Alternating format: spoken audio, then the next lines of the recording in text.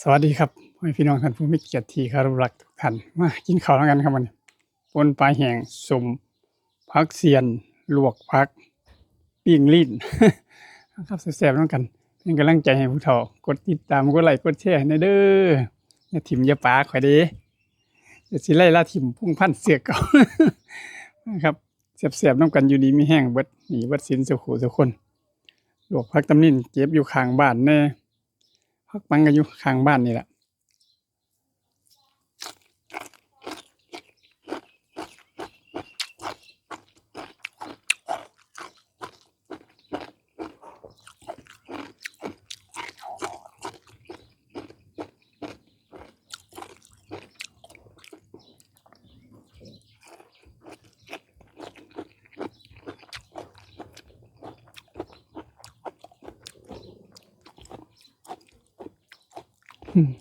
เคยบ่จำน้ำส้มผักเห็นแต่พ่อใหญ่แม่ใหญ่แต่กี้เขาถือของแล้วว่า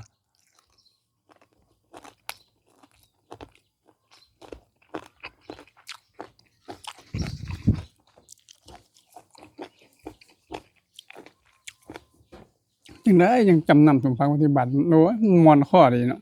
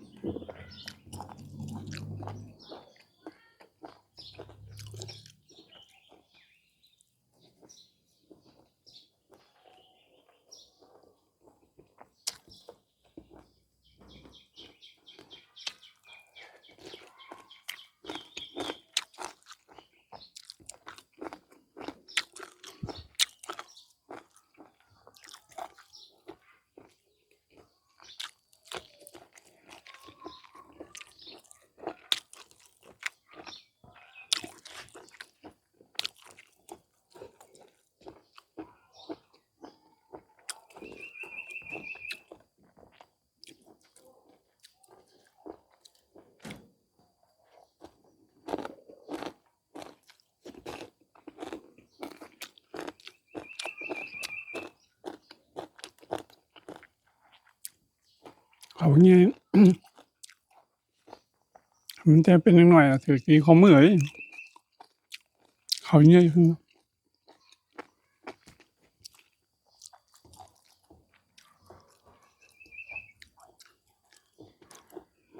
ผักใส่ผักบุ้งผักตำลิ้นผักปัง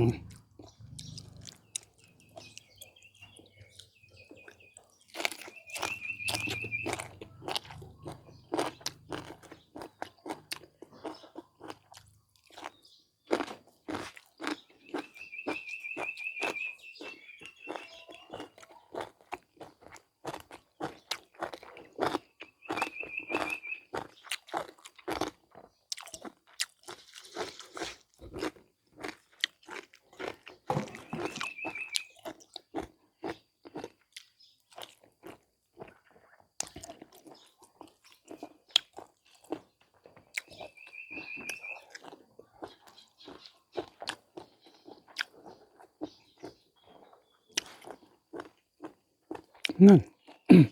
นี่หอดต้มไข่มัน